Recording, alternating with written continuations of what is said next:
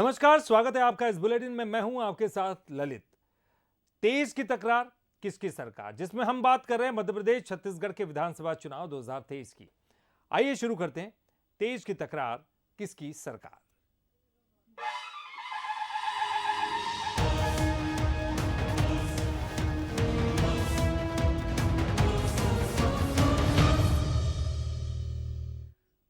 चुनावी साल में एमपी का दंगल अब तोप और तमंचे पर जा पहुंचा है। एक तरफ तो कांग्रेस सिंधिया पर हमलावर है, तो सिंधिया समर्थकों पर भी कांग्रेस की नजर है। कांग्रेस लगातार सिंधिया समर्थकों की घर वापसी करा रही है, लेकिन क्या कांग्रेस की सेंधमारी बीजेपी का फायदा कर जाएगी? देखिए हमारी एक खास रिपोर्ट।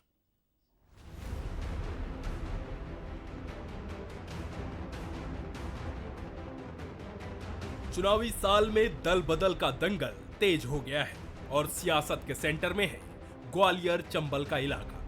साल 2020 में कांग्रेस से बीजेपी में आए कई कांग्रेसी अब घर वापसी कर रहे हैं। बैजनाथ सिंह यादव और राकेश गुप्ता के बाद अब रघुराज सिंह धाकड़ का झुकाव भी कांग्रेस की ओर हो गया है। तो नीमच से बीजेपी नेता समुंदर सिंह का नाम भी जल्द इस लिस्ट में शामिल होने वाला है। एक तरफ कांग्रेस की नजर उन बीजेपी नेताओं पर है जिन्होंने साल 2020 में ज्योतिरादित्य सिंधिया के साथ बीजेपी का दामन थामा था, तो दूसरी ओर सिंधिया भी उनके निशाने पर है। पूर्व मंत्री जयवर्धन सिंह ने कहा कि सिंधिया कोई तोप नहीं है, उनका भविष्य बीजेपी के हाथों में है। अगर भाजपा के लिए सिंधिया जी इतनी बड़ी तोप होते तो नरेंद्र सिंह तोमर जी को क्यों प्रभार दिया गया है कैंपेन कमेटी का।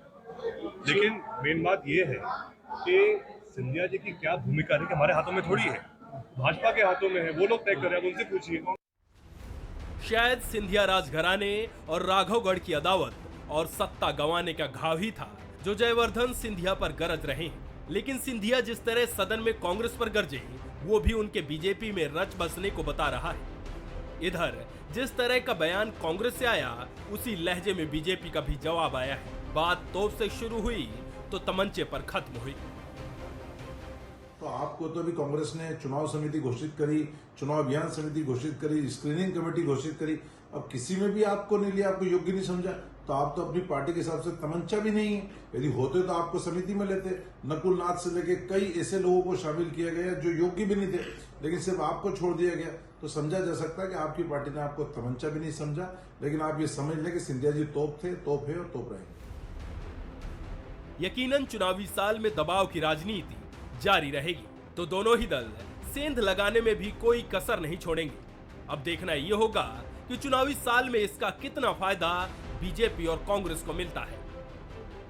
Bureau report, Bansal news.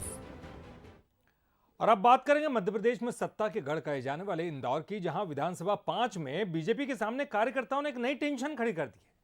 मौजूदा विधायक और पूर्व मंत्री महेंद्र हार्डिया के खिलाफ कार्यकर्ताओं के बगावती सुर ने पार्टी को अब चिंता में डाल दिया है। बात यहां तक पहुंच गई है कि गुप्त मीटिंग कर कार्यकर्ताओं ने रणनीति बनाना भी शुरू कर दिया है। इंदौर की विधानसभा नंबर 5 बीजेपी का गढ़ मानी जाती है, लेकिन इस गढ़ में बीजेपी कार्यकर्ताओं ने ही खलबली मचाना शुरू कर दिया है। बीजेपी के कार्यकर्ता ही मौजूदा विधायक की टेंशन बढ़ा रहे हैं। सीट के दावेदार नेताओं समेत करीब 35 कार्यकर्ताओं ने एक होटल में गुप्त मीटिंग की और विधायक के खिलाफ बगावती तेवर दिखाए, या यूं कहें कि विधायक महेंद्र हार्डिया के खिलाफ मोर्चा खोल दिया है। विधायक महेंद्र हार्डिया को भी इस बगावती तेवर की खबर है।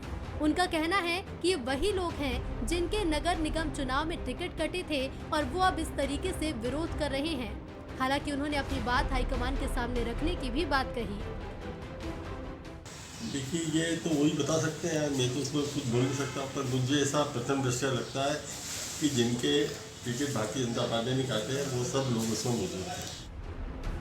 बीजेपी के लिए भले ही ये चिंता बढ़ाने वाली बात है, लेकिन इससे कांग्रेस की बांछें जरूर खिल गई हैं।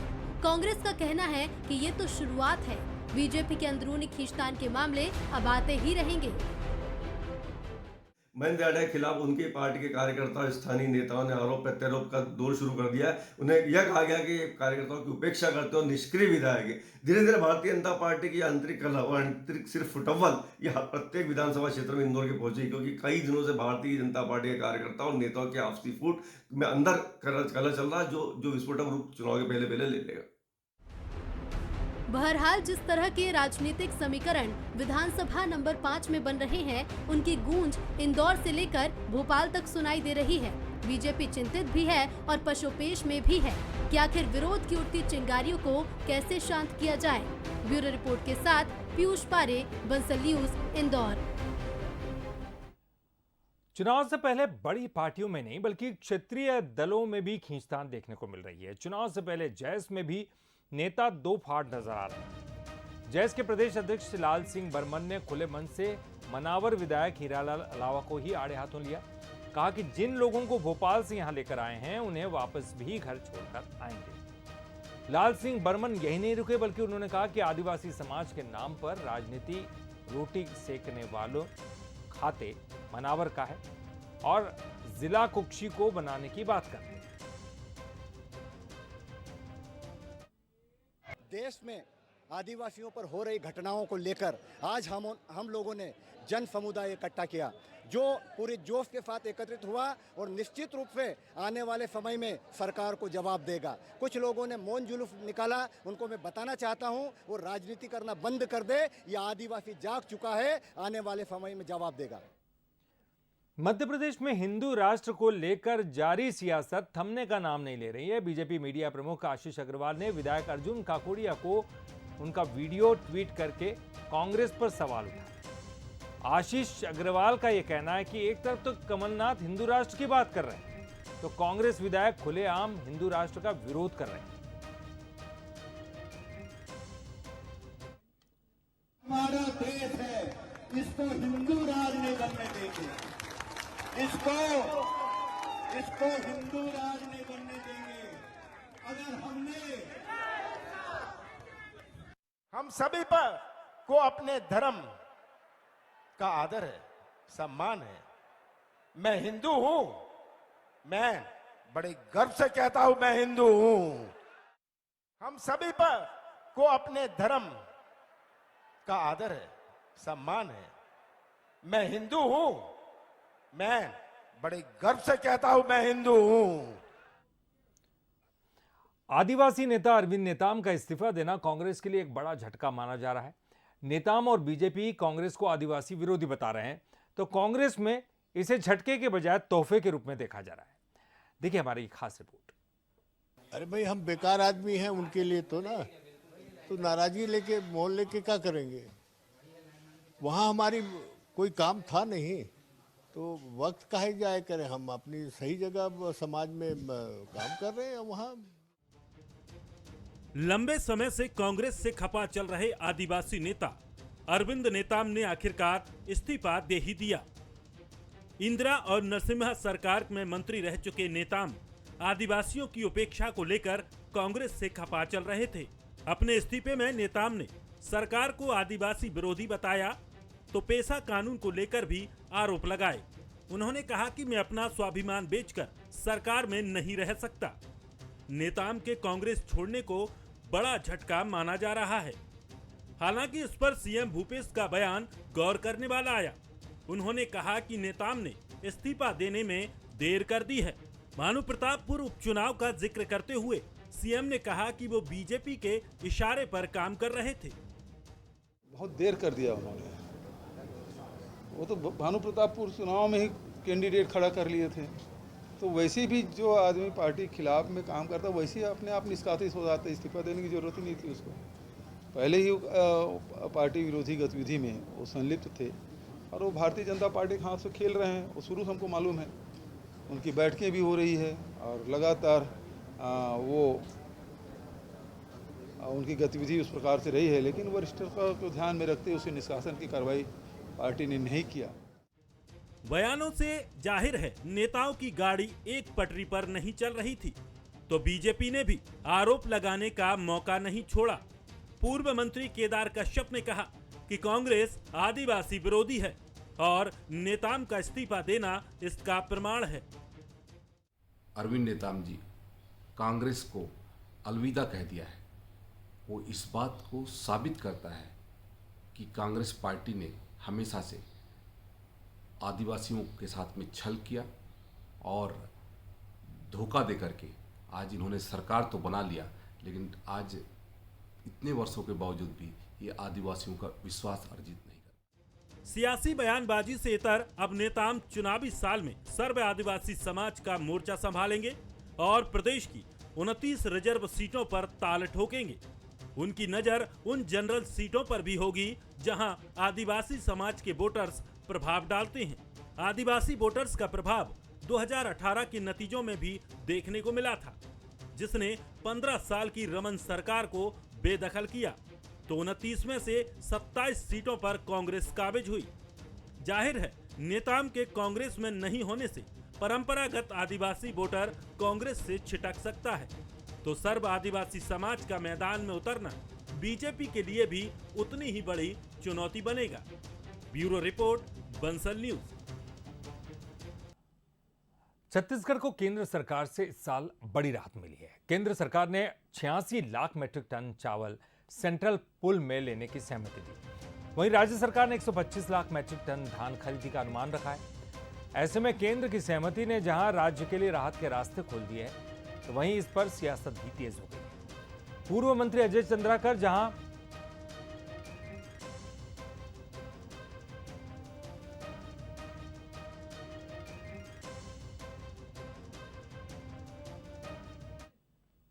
छत्तीसगढ़ सरकार की मंत्रिमंडलीय समिति की जो रिपोर्ट आ रही है, 1,25,000 टन वो धान खरीदेंगे, 1,25,00,000 टन धान खरीदेंगे। केंद्र सरकार 46 लाख टन धान चावल यदि उपार्जन करती है एफसीआई के माध्यम से, तो उतने चावल देने के लिए ये धान पर्याप्त नहीं है। उनको कम से कम 1,29,000 टन धान खरीदना पड़ेगा। यदि केंद्र सरकार मदद नहीं करती, छत्तीसगढ़ का चावल उपार्जन नहीं करती, तो ये 7 जन्म में भूपेश बघेल की सरकार धान नहीं खरीद सकती थी। जब हम लोग झोली फैला के गए थे तब हमारा चावल नहीं खरीदे थे, 23 लाख खरीदे थे, फिर 26 लाख किए, फिर 33 लाख किए, ऐसा करके आज पूरी दुनिया में चावल और गेहूं की कमी हो रही है। अंतर्राष्ट्रीय हालात के दबाव के चलते ये फैसला है। लोकसभा में दुर्ग से बीजेपी सांसद विजय बघेल ने छत्तीसगढ़ सरकार पर जमकर निशाना साधा।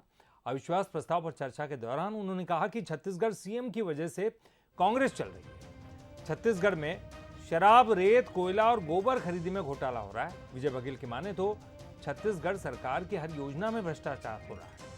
विजय बघेल ये तक कहने से नहीं चूके कि वो हमर कक्का है जिन्होंने सबको ठगा है।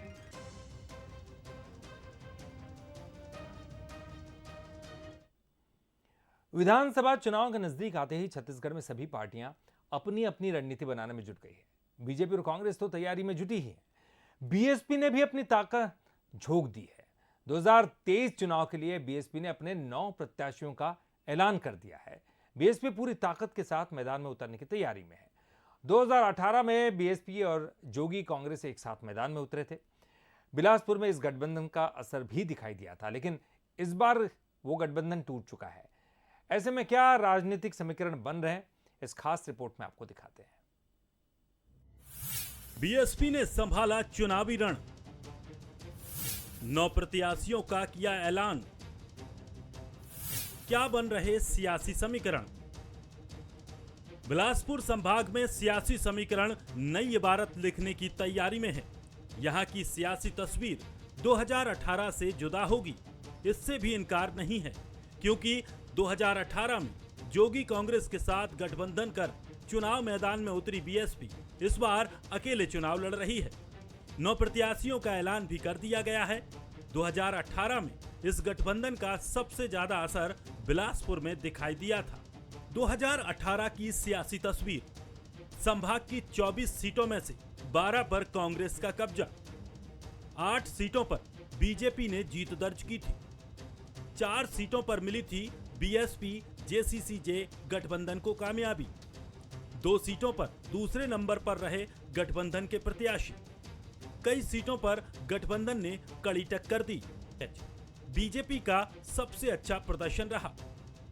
कुल 15 में से 8 सीट बिलासपुर संभाग से जीती। गठबंधन के असर से बीजेपी को मिली थी कामयाबी। बीएसपी पूरी तैयारी से मैदान में उतर रही है। बीएसपी का कहना है कि देश प्रदेश में एससी, एसटी, आदिवासियों और माइनॉरिटी के साथ अन्याय और अत्याचार हो रहा है। समाज के लोग अब संगठित हो रहे हैं। कांग्रेस कुछ भी कोशिश करें, लेकिन बिलासपुर संभाग में बीएसपी अच्छा प्रदर्शन करेगी। बहुजन समाज पार्टी का अपना स्टैंड अलग है। ये तो ठीक है कि पिछले चुनाव में जो है हमारा गठबंधन के साथ चुनाव हुआ था। माननीय बहन कुमारी मायावती जी ने अपना अलग स्टैंड तैयार किया हुआ है। वो बहुजन समाज पार्टी अपने बलबूते पर चुनाव लड़ेगी और अच्छे दमखम के साथ चुनाव लड़ेगी और इस बार छत्तीसगढ़ में बहुजन समाज पार्टी का बहुत ही अच्छा प्रदर्शन रहेगा। बीएसपी ने 2023 के चुनाव के लिए 9 प्रत्याशी तय कर दिए हैं, तो वहीं जोगी कांग्रेस अभी तक मैदान में नजर नहीं आ रही है। लिहाजा माना जा रहा है कि इससे कांग्रेस को फायदा हो सकता है। कांग्रेस का मानना है जोगी कांग्रेस के ज्यादातर कार्यकर्ता वापस कांग्रेस में शामिल हो रहे हैं और बसपा की स्थिति ठीक नहीं है। इस बार बिलासपुर संभाग के साथ पूरे प्रदेश में छत्तीसगढ़ियावाद देखने को मिलेगा। तो वहीं बीजेपी का कहना है कि जोगी कांग्रेस और बीएसपी अपने अस्तित्व की लड़ाई लड़ रहे हैं। देखिए, दोनों पार्टियां, जोगी जी और बहुजन समाज पार्टी, अपने अस्तित्व की लड़ाई लड़ रहे हैं। दोनों के सम्मान और प्रतिष्ठा दांव पे लगी है कि किस तरीके से उनके परसेंटेज ऑफ वोट बढ़े। बसपा भी चाहती कि उनके परसेंटेज ऑफ वोट बढ़े, जोगी कांग्रेस भी परसेंटेज ऑफ वोट बढ़े। लेकिन देखने वाली बात यह है कि अमित जोगी जी किस प्रकार से अपनी पार्टी को जिंदा रखने के लिए कितने प्रयास करते हैं, कितने लगन से, निष्ठा से लोगों के साथ जुड़ते हैं, देखने वाली बात होगी। देखिए, पिछले विधानसभा चुनाव के बाद लोकसभा चुनाव हुआ था, तो जो लोग जोगी कांग्रेस का साथ, खासकर बिलासपुर डिवीजन में कुछ उनको वोट मिले थे, वो वोट लोकसभा चुनाव में वापस आए थे। चाहे वो आप बिलासपुर संभाग की बात करेंगे तो वो वोट अब उनके कार्यकर्ता भी सब कांग्रेस में वापस आ चुके हैं। उनके सब लोग वापस, जहाँ तक बसपा की बात है तो बसपा अभी से प्रत्याशी जरूर डिक्लेयर कर रही है और बसपा का ग्राफ लगातार गिरा ही है। मुझे ऐसा लगता है कि छत्तीसगढ़ में इसमें छत्तीसगढ़ियावाद चलेगा। बिलासपुर में बीएसपी और जोगी कांग्रेस के पुराने प्रदर्शन की वजह से इस संभाग में एससी वोटर्स को माना जाता है। यही वजह है कि कांग्रेस इसी संभाग के जांजगीर चांपा में 13 अगस्त को मल्लिकार्जुन खड़गे की सभा करने जा रही है। तो वहीं बीजेपी भी संभाग के समीकरणों को साधने के लिए 17 अगस्त को प्रधानमंत्री नरेंद्र मोदी की सभा रायगढ़ में करने जा रही है। हालांकि देखना होगा कि इस बार कौन समीकरण साध पाता है और कौन समीकरण बिगाड़ता है। मुश्ताक कुरैशी, बंसल न्यूज, बिलासपुर। और तेज की तकरार किसकी सरकार में फिलहाल के लिए इतना ही। बंसल न्यूज पर खबरों का सिलसिला लगातार जारी है।